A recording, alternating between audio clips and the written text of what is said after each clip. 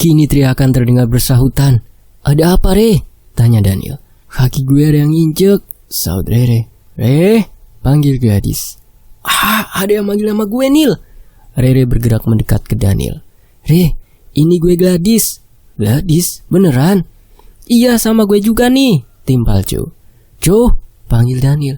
Nil, lu masih hidup ternyata," ledek Joe. "Lu di mana, Joe?"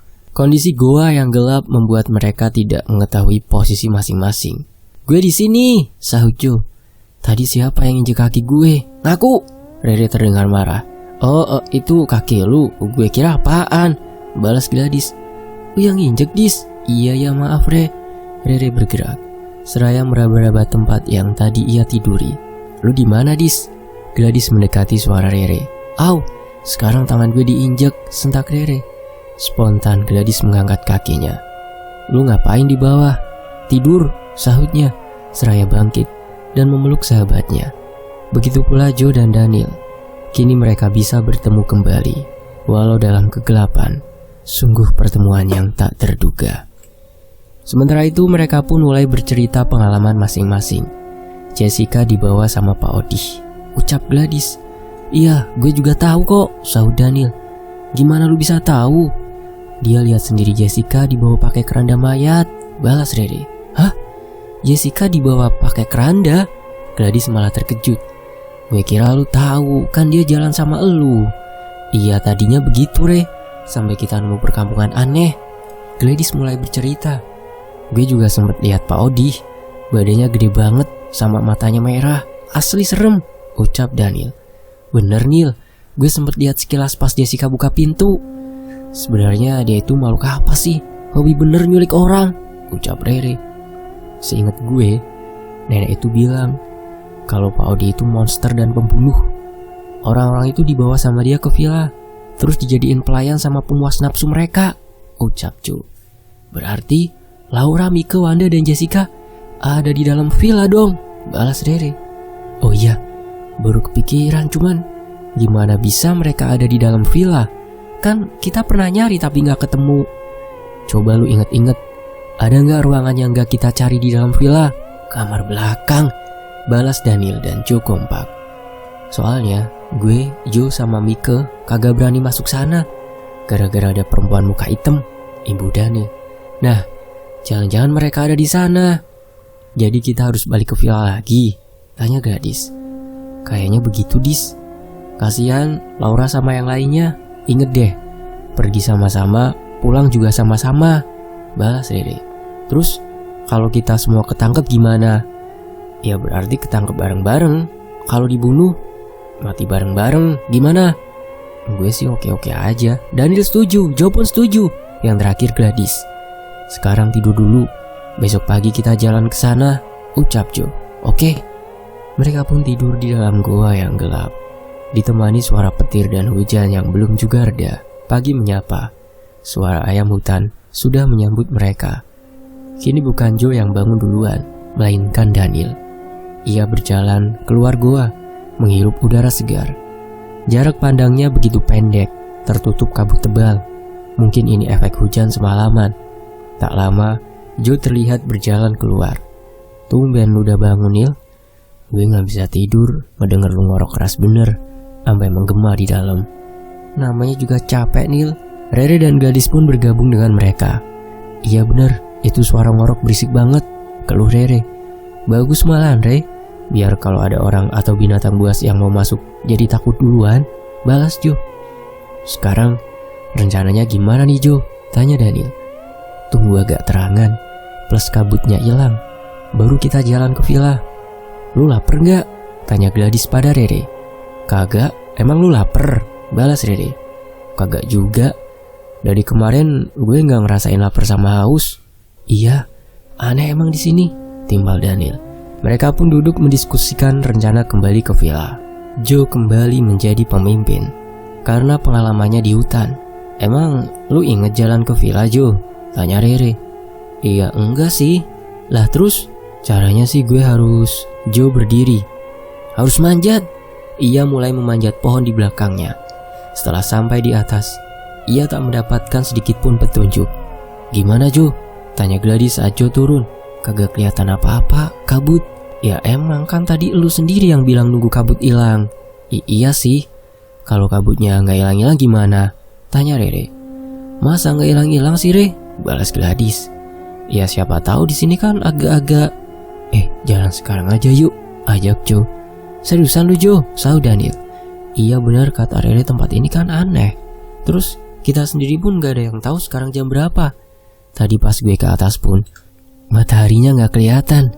Jadi daripada nanti nyampe villanya kesorean atau kemalaman, mending berangkat sekarang.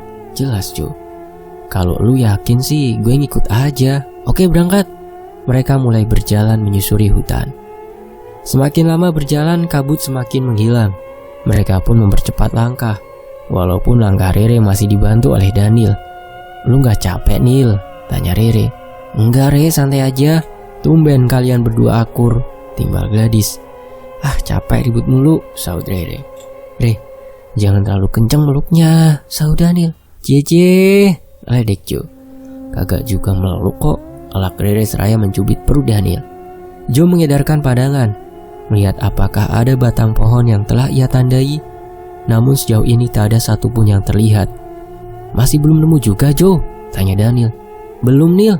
Oke, itu ada cahaya. Gladys melihat cahaya. Wah iya, kayaknya kita sampai di ujung hutan, sahut Joe semangat. Mereka berjalan ke arah cahaya itu. Semakin dekat, tanahnya semakin berlumpur, sehingga langkah mereka pun sedikit terhambat. Lepasin aja Nil. Rere meminta Daniel melepaskan pegangannya. Emang udah gak sakit apa? Dikit sih. Ntar kalau jatuh gimana? Gak sakit ini kan tanahnya lumpur.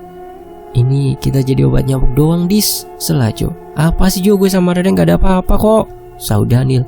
Ada apa-apa juga gak kenapa-napa Nil, timbal Gadis. Kebetulan si Rere dah lama ngejomblo, imbuhnya. Dis, teriak Rere sambil melotot. Ampun Re. Gladys dan Joe pun tertawa. Sementara Daniel dan Rere terlihat kikuk. Kini ujung hutan sudah di depan mata. Tanah pun mulai sedikit berair. Joe yang berada paling depan melihat ada danau. Danau! Teriak Joe senang. Wah, berarti deket banget sama villa, sahut Gladys seraya mempercepat langkah. Sementara itu Rere dan Daniel masih tertinggal di belakang. Buruan Re, ucap Daniel. Sabar, udah tahu susah, sahut Rere. Lama. Lu duluan aja. Daniel menghampiri Rere, kemudian menggendongnya. Sikapnya itu sukses membuat mereka jadi bahan ledekan Joe dan Gladys.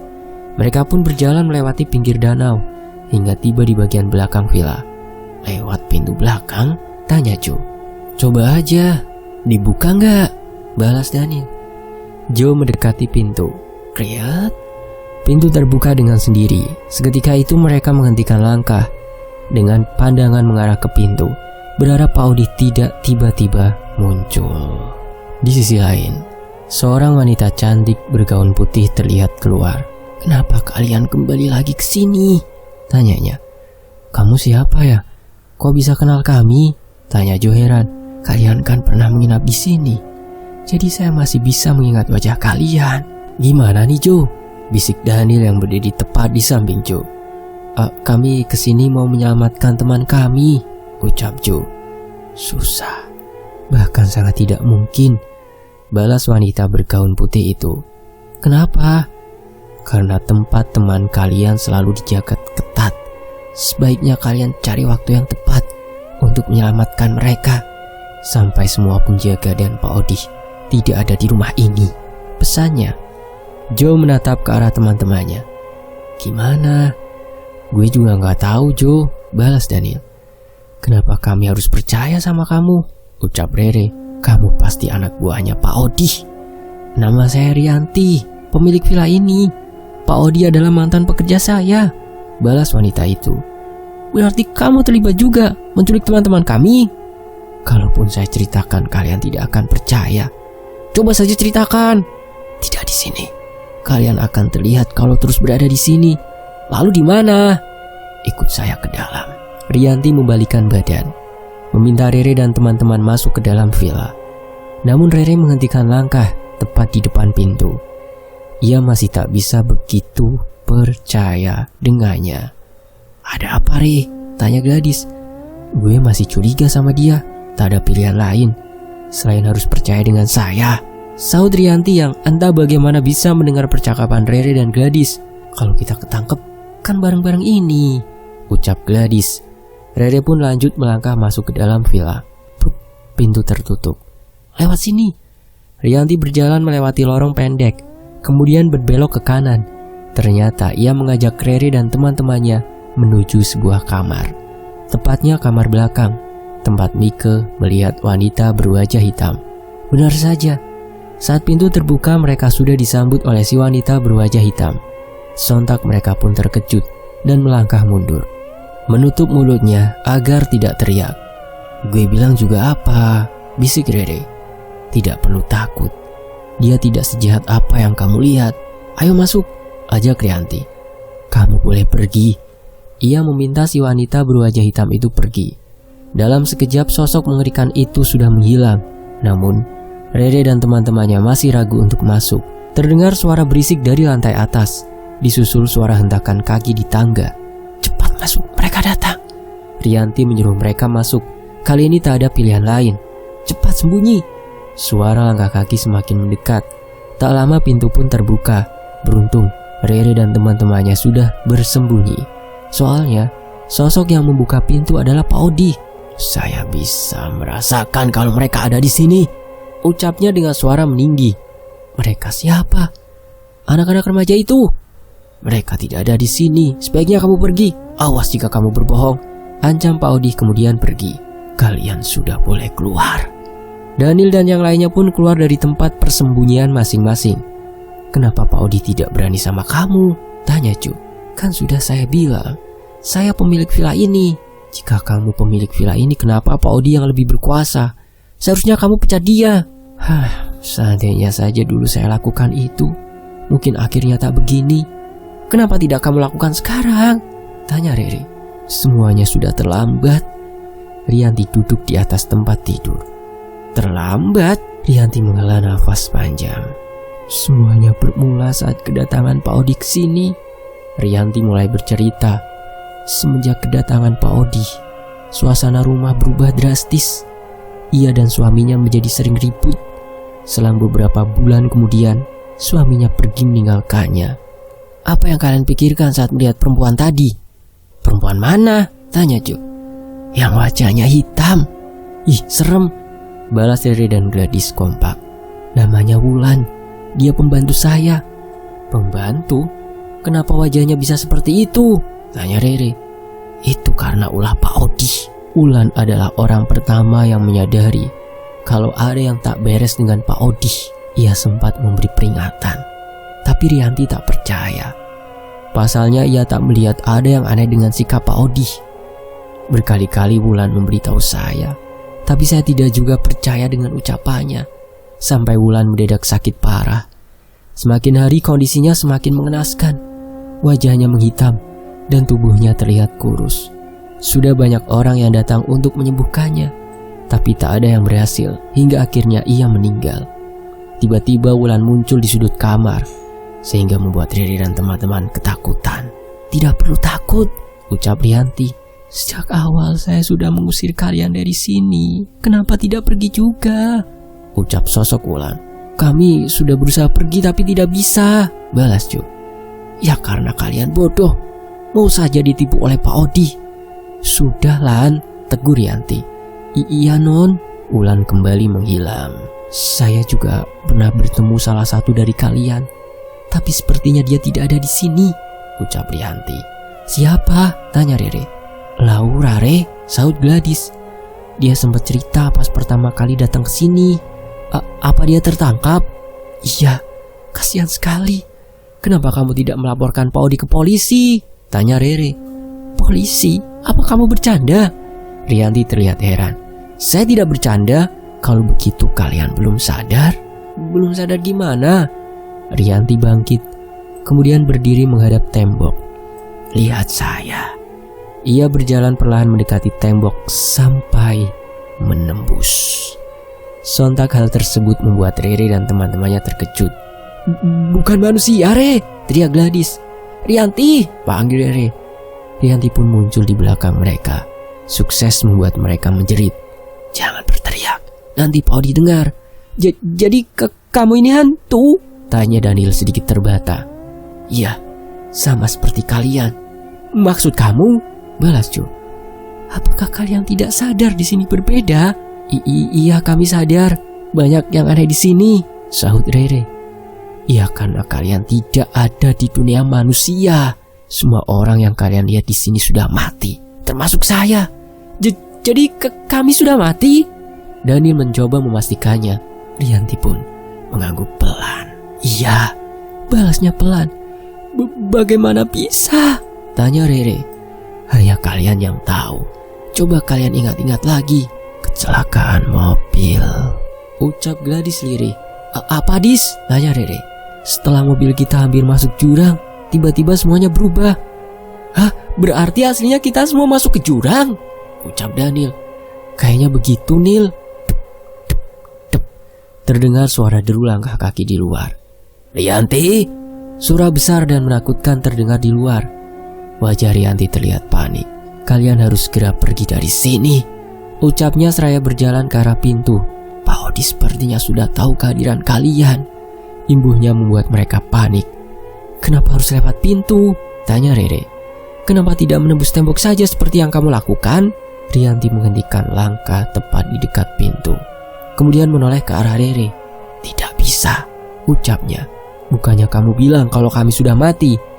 Sekarang bukan waktu yang tepat untuk menjelaskannya. Suara deru langkah terdengar semakin mendekat. Pak Odi dan anak buahnya sudah dekat. Cepat ikut dengan saya. Rianti, kamu membohongi saya. Lantai kamar mulai bergetar. Cepat. Rianti membuka pintu.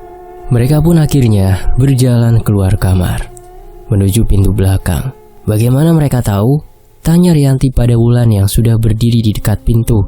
Sepertinya Pak Odi mendengar suara teriakan tadi. Ah, berarti ini semua salah saya. Maaf, ucap Rianti seraya menatap Gladys yang ada di dekatnya. Buka pintunya, Lan, perintah Rianti. Tidak bisa, mereka semua akan tertangkap, balas Wulan. Apa ada anak buah Pak Odi di luar? Wulan menganggukkan kepalanya. Jadi gimana ini? Tanya Rere. Kenapa kita nggak nembus tembok atau terbang aja kayak Wulan? Imbuhnya. Apa Non belum memberitahu mereka? Tanya Wulan pada Rianti. Memberitahu apa? Tanya Gladys. Sudah sebagian, balas Rianti. Sebagian? Joe kebingungan. Rianti membalikan badan, menghadap Joe dan Gladys. Sebenarnya kalian sedang berada di antara hidup dan mati. Hah? Apa? Saud Rere yang berdiri di belakang Gladys.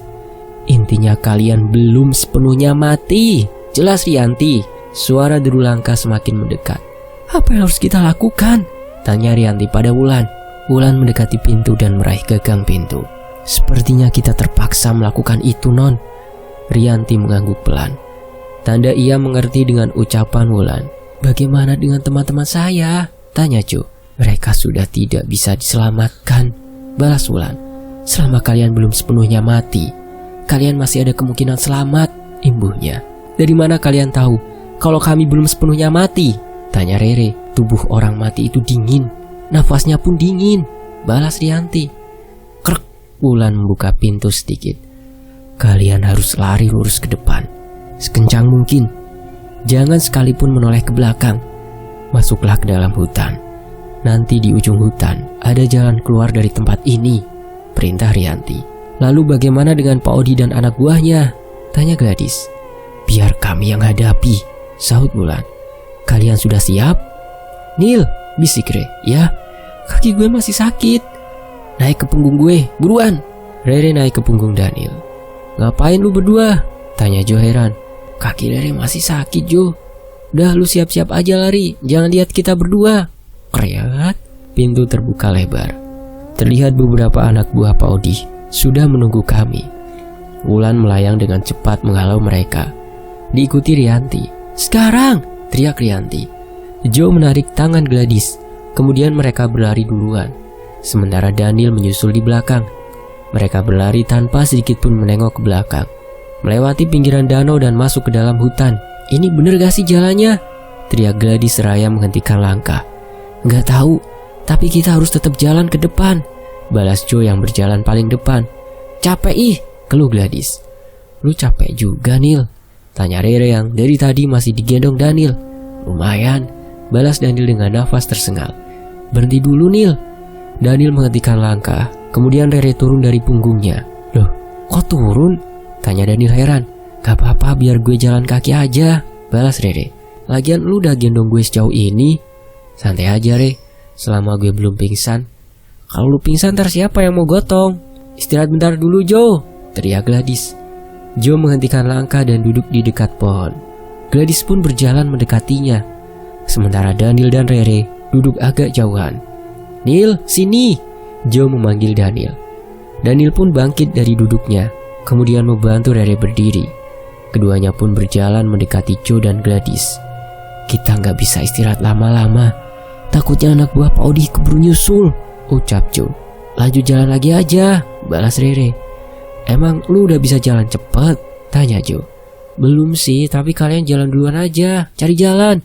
Biar gue gendong lagi aja, Re, tawar Daniel. Gak usah, Nil, asli gue gak kenapa-napa. Udah kalian santai aja, gue bisa jalan kok. Rere berusaha meyakinkan teman-temannya. Oke kalau gitu, Jo berdiri. Jangan jalan jauh-jauh ya, kalau capek bilang aja. Nanti kita cari tempat istirahat yang kira-kira aman, imbuhnya. Sip, Daniel pun berdiri. Sementara itu, masih belum nemu juga ujungnya, teriak Daniel pada Jo. Belum ada tanda-tanda, Nil, sahut Jo. Lu temenin Jo aja di depan, Nil, pinta Rere. Dia bisa sendirian, balas Daniel, seraya membantu Rere berjalan. Nil, menurut elu, apa kita beneran udah mati? Bisa jadi, Re. Kok balesan lu santai banget? Ya kalau beneran udah mati mau gimana lagi? Udah takdir kita, mati bareng-bareng. Rianti bilang kita ini belum sepenuhnya mati loh. Nah gue juga bingung sama kata-kata itu. Dia juga bilang tubuh dan nafas orang mati itu dingin. Oh, coba mana tangan lu? Rere menghentikan langkah, seraya meraih tangan Daniel. Anget, berarti lu belum mati, Nil. Lu juga anget, Re. Kita sama-sama belum mati, balas Daniel sembari menatap wajah Rere. Gladys berdiam kencang. Spontan Rere dan Daniel melepas genggaman. Bukannya jalan malah pegangan tangan sambil tatap-tatapan, ucapnya. Rere lanjut berjalan dengan langkah pelan. Sementara Daniel masih berdiri di belakang sambil menyunggingkan senyum. Ngapain berdiri di sana, Nil? Teriak Rere. Daniel pun bergerak menyusul Rere. Mereka sudah berjalan cukup jauh, tapi belum ada tanda-tanda ujung hutan. Rere dan Gladys sudah tampak kelelahan. Beberapa kali mereka meminta untuk beristirahat. Kita nyasar gak sih, Jo? Tanya Daniel. Gue juga gak tahu, Nil, balas Jo seraya menatap ke langit yang mulai berubah jingga. Mending cari tempat aman buat istirahat, takut keburu gelap, usul Gladys. Iya juga sih, balas Daniel. Gimana, Jo? Jo masih menatap langit. Masih kuat jalan? Kalau gue lihat sih belum terlalu sore. Bisalah kita jalan dikit lagi. Sanggup, Re? Daniel bertanya pada Rere. Iya, terserah. Yuk jalan sedikit lagi aja. Siapa tahu di depan ketemu ujungnya. Jo bangkit. Trap, trap. Terdengar suara langkah kaki bersahutan. Spontan mereka pun menghentikan langkah, seraya mengedarkan pandangan. Trap, trap. Suara langkah itu semakin dekat. Kita harus gimana nih? Tanya Rere panik. Jo hanya diam saja. Sepertinya ia sedang memikirkan sesuatu. Jo, panggil Daniel. Jo, jangan ngelamun. Bentar, gue lagi mikir, balas Jo seraya menatap pohon besar di dekatnya. Jalan satu-satunya cuma naik ke atas pohon ini, usulnya. Buruan naik. Spontan Daniel mengangkat tubuh Rere dan membantunya naik ke atas pohon. Ayo, Dis. Rere mengulurkan tangannya.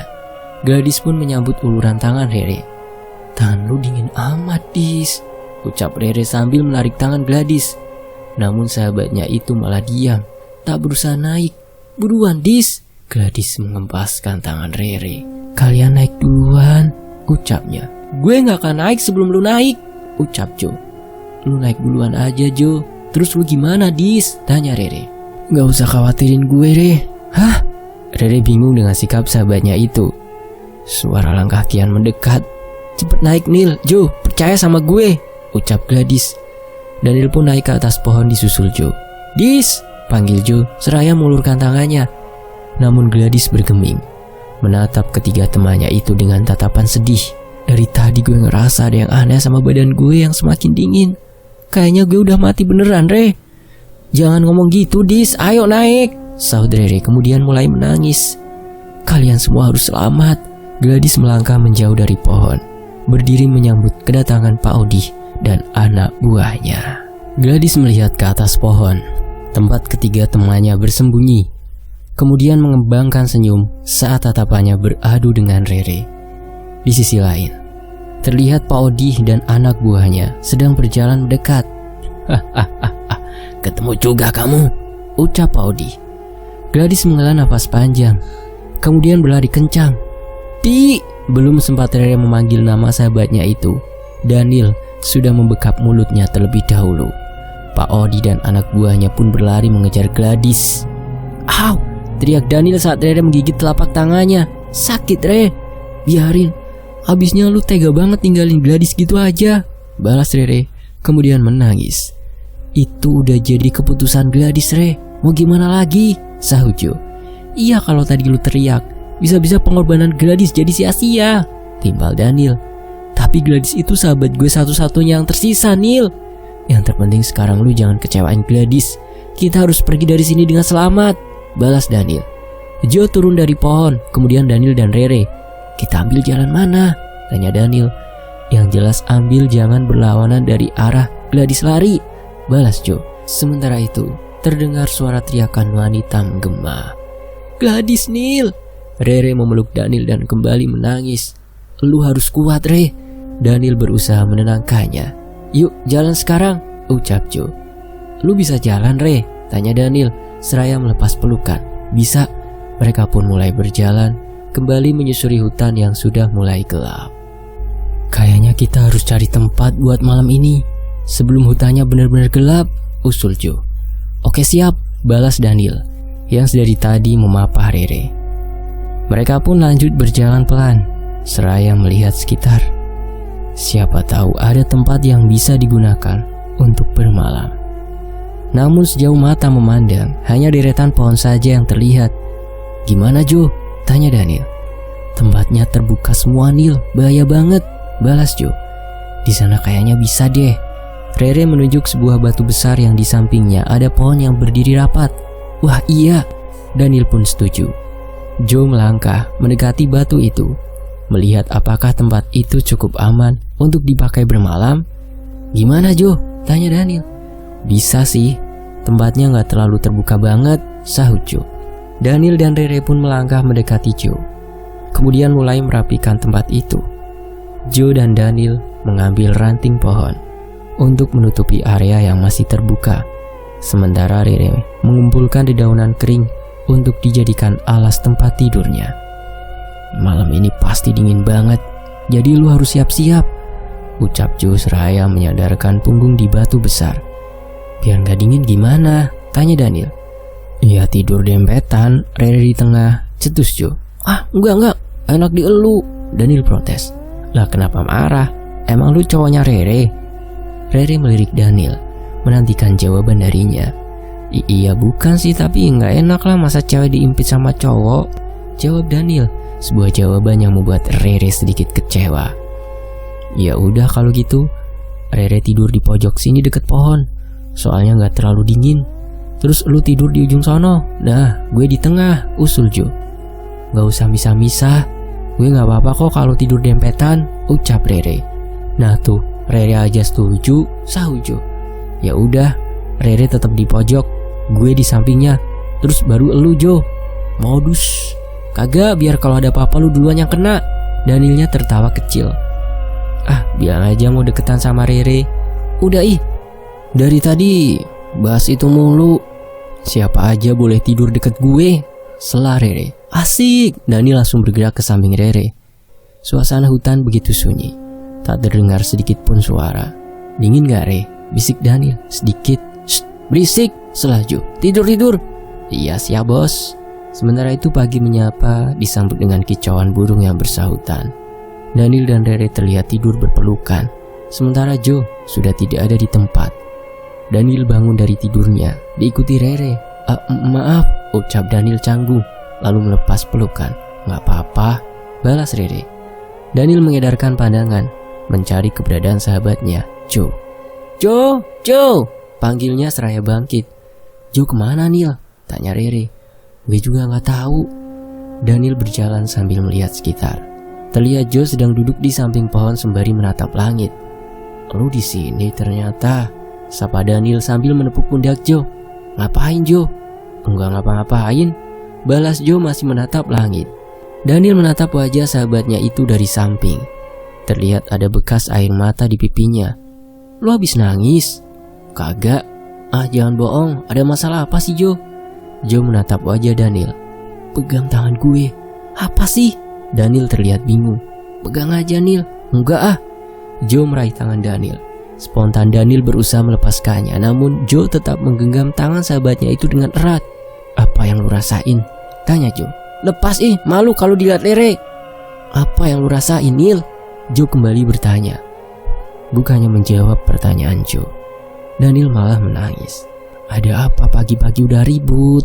Tanya Rere. Lu kenapa nangis Nil? Gara-gara gue, balas Jo. Hah? Gue gagal Re. Maksudnya? Badan gue udah dingin. Daniel memeluk tubuh sahabatnya itu sambil menangis. Jo, pokoknya lu gak boleh pergi, ucapnya. Gue gak akan pergi Nil.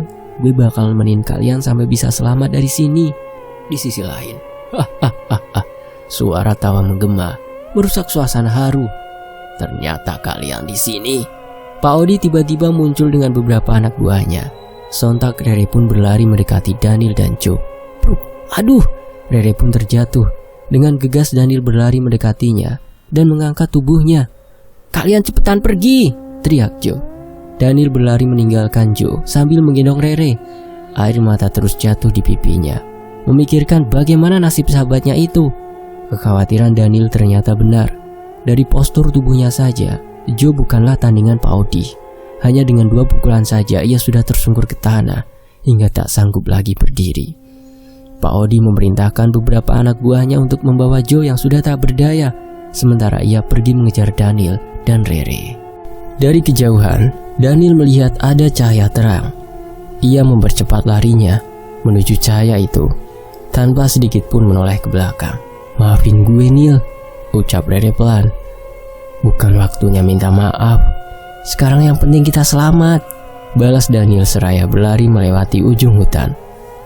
Sebuah pemandangan berbeda terpampang di hadapan mereka. Padang ilalang yang sangat indah. Daniel terus berlari melewati deretan ilalang. Langkahnya terhenti saat di depannya sudah ada jurang. Nil, Rere menatap wajah Daniel yang tampak kelelahan. Maafin gue Re, kayaknya kita salah jalan, balas Daniel. Turunin gue Nil. Rere pun turun dari gendongan Daniel dan berdiri di sebelahnya. Gak apa-apa Nil, ini bukan salah elu kok. Daniel menggenggam tangan Rere. Re, sebelum terlambat, gue mau ngomong sesuatu. Iya, gue suka sama elu Re. Dari semenjak kita tersesat berdua di hutan. Gue juga Nil. Mereka pun berpelukan. Di sisi lain, suara tawa menyeramkan itu mengganggu suasana romantis antara Rere dan Daniel. Seketika itu mereka melepaskan pelukannya, menatap ke depan, menyambut kedatangan Pak Odi. Pak Odi pun muncul, berjalan perlahan ke arah mereka. Kalian mau kemana? Re, lu masih bisa lari, bisik Daniel. Rere menggelengkan kepala. Kalaupun harus ketangkep, setidaknya kita selalu sama-sama. Lu tunggu di sini. Daniel berlari mendekati Pak Odi, kemudian melayangkan pukulan padanya. Begitu saja kemampuanmu. Pak Odi berhasil menepis pukulan Daniel, kemudian membanting tubuhnya ke tanah. Daniel, teriak Rere, disertai air mata yang jatuh di sudut matanya. Ia tak bisa melihat tubuh Daniel karena terhalang ilalang. Terdengar teriakan Daniel saat Pak Odi melangkah maju. Daniel, pergi Re, sahut Daniel. Pak Odi mengangkat tubuh Daniel, kemudian membantingnya lagi ke tanah. Setelah itu, tak terdengar lagi suara Daniel. Sekarang giliran kamu, ancamnya sembari melangkah mendekati Rere. Rere mundur perlahan, tak ingat kalau di belakangnya ada jurang, hingga akhirnya ia pun terjatuh ke dalam jurang. Teriaknya seraya menutup mata. Di sisi lain, Rere teriak kesakitan. merasakan tubuhnya seakan-akan hancur berkeping-keping. Ia membuka mata. Samar-samar terlihat sudah banyak orang berkerumun, serta suara sirine ambulan yang terdengar. "Ada yang masih hidup!" teriak seseorang. Tubuh Rere diangkat, kemudian dibaringkan di atas berangkar. Ia tak sanggup menahan rasa sakit di tubuhnya, hingga akhirnya tak sadarkan diri. Tut, tut, terdengar suara alat pendeteksi denyut jantung. Perlahan, Rere pun mulai tersadar. Membuka mata seraya mengedarkan pandangan. Matanya terpaku pada orang yang berdiri menghadap jendela kamar. Dari belakang ia sudah bisa mengenalinya. "Daniel," ucapnya pelan. Orang itu menoleh. Benar saja, ternyata itu Daniel. "Akhirnya lu bangun juga, Re," ucapnya seraya mengembangkan senyum dan berjalan mendekat. "Kok lu bisa ada di sini?" Rere seakan-akan tak percaya dengan apa yang ia lihat. "Gue juga selamat dari kecelakaan itu, Re," balasnya seraya duduk di samping Rere. Yang lain, Daniel menundukkan kepala. "Mereka semua gak selamat." Ia meraih tangan Rere lalu menciumnya. "Yang penting kita berdua selamat, sesuai apa yang mereka mau, Re." Daniel berdiri. "Lu bisa jalan?" Rere menggerak-gerakkan kakinya. "Sakit, Nil." Harus sering digerakin biar gak sakit. Kan gue juga baru bangun." "Ya udah, sini gue bantu." Daniel membantu Rere duduk di ujung berangkar, kemudian melepaskan alat-alat yang menempel di tubuh Rere. "Lu mau ngajak gue kemana emangnya?" "Jalan-jalan di taman rumah sakit aja." "Oh." Rere mencoba berdiri, namun rasa sakit di kakinya membuat ia harus kembali duduk. "Gue gendong aja." "Lu yakin?" "Yakin." Daniel menggendong Rere, kemudian berjalan ke arah pintu. Saat pintu terbuka, sebuah cahaya menyilaukan menerpa wajah Rere. Spontan ia menutup mata. "Udah sampai," bisik Daniel. "Cepet amat," balas Rere seraya membuka mata. "Loh, ini di mana, Nil?" Ia bingung saat melihat di hadapannya sudah ada jurang. "Nil, akhirnya kamu bisa bertemu teman-temanmu," ucap Daniel dengan suara lebih berat. Sontak Rere menatap wajah Daniel. Ternyata itu bukan Daniel, melainkan Pak Odi. "Lepasin!" Rere berontak, berusaha lepas dari gendongan Pak Odi. "Kamu tak akan bisa lepas." Pak Odi melangkah ke depan lalu lompat ke dalam jurang. "Ah!" teriak Rere, kemudian semuanya menjadi gelap. Di sisi lain, "Re, bangun!" Daniel membangunkan Rere dengan menggoyang-goyangkan tubuhnya. Perlahan Rere membuka mata. "Nil." Ia pun langsung memeluk pria yang dicintainya itu. "Gue kangen sama lu." "Cielah," saut suara di belakangnya. Spontan Rere menoleh. Ternyata itu Laura. "Ra!" teriak Rere. "Lu kok bisa balik ke sini sih, Re?" tanya Gladys yang duduk di pojok ruangan. Emangnya ini di mana?" Rere kebingungan. "Ini di basement villa," balas Rianti. "Tempatnya Pak Odi menyimpan semua tawanannya," imbuhnya. "Hah? Perasaan tadi gue udah ada di rumah sakit." "Lu dibawa Pak Odi ke sini," sahujo. "Iya, kenapa lu malah balik lagi ke sini?" tanya Daniel. "Tadi lu yang ngajak gue, Nil." "Ah, masa? Gue udah lama di sini." "Beneran?" "Pak Odi itu sosok yang pandai mengelabui orang. Ia bisa berubah jadi siapapun," jelas Rianti. "Cuman gue bingung pas tadi meluk elu, kok badan lu masih anget sih, Re?" tanya Daniel. "Iya, mana gue tahu." "Dia belum sepenuhnya mati," balas Rianti. "Maksudnya?" saut Rere. "Tubuhmu masih hidup, hanya saja jiwamu terjebak di sini," jelas Rianti. "Apakah ada cara untuk mengembalikan jiwa Rere ke tubuhnya?" tanya Daniel. "Sulit. Belum pernah ada yang berhasil lolos dari sini. Kamu tahu sendiri kan bagaimana kekuatan Pak Odi? Kenapa Pak Odi begitu kuat saat hidup? Ia sudah melakukan perjanjian dengan jin ilmu hitam. Biasanya kaum itu disebut genderuwo. Efek dari perjanjian itu membuat Pak Odi berubah menjadi genderuwo saat ia mati. Ia diperintahkan untuk menjaga daerah sini, untuk mengambil jiwa-jiwa orang yang tersesat, seperti kalian. Nantinya akan dijadikan anak buah atau pelayan, bahkan bisa saja dijadikan makanan untuk menambah kekuatannya, jelas Rianti. "Makanan? Gue gak mau dimakan sama Pak Odi, Nil," ucap Rere ketakutan. Tenang Re, pasti ada jalan keluar, balas Daniel. Sekarang apa yang bisa kita lakukan untuk menyelamatkan Rere? Tanya Laura. Tak ada, dia hanya tinggal menunggu kematian itu datang, balas Rianti. Terdengar suara teriakan dari atas. Suara apa itu? Tanya Rere bingung. Suara salah satu teman kamu, balas Rianti. Teman? Rere mengedarkan pandangan, menatap wajah temannya satu persatu. Wanda kemana? Itu suara Wanda, Re, balas Jessica dengan kepala tertunduk. Kita semua akan mendapat giliran, hanya masalah waktu saja. Beruntung kamu mendapat giliran terakhir, ucap sosok Wulan yang berdiri di pojok ruangan. Dan kisah ini pun selesai. Hikmah positif yang bisa kita dapat ambil yaitu, ingat ya, kembali ke tujuan kita hidup itu untuk apa. Jangan sampai kita kembali dalam keadaan tersesat.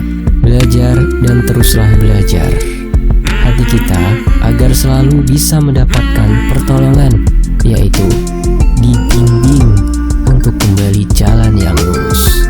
Ihdinas siratal mustaqim. Demikianlah sebuah kisah dari Bang Ram dan Nahdi. Fakta secara pamit, terima kasih teman-teman sudah mendoakan saya sehingga di hari ini saya bisa kembali sehat kembali dan bisa beraktivitas seperti biasanya. Terima kasih sekali ya teman-teman atas doanya yang sudah kalian ketik di kolom komentar komunitas Fakta Sejarah. Terima kasih banyak. Sampai jumpa di kisah lainnya. Tetap di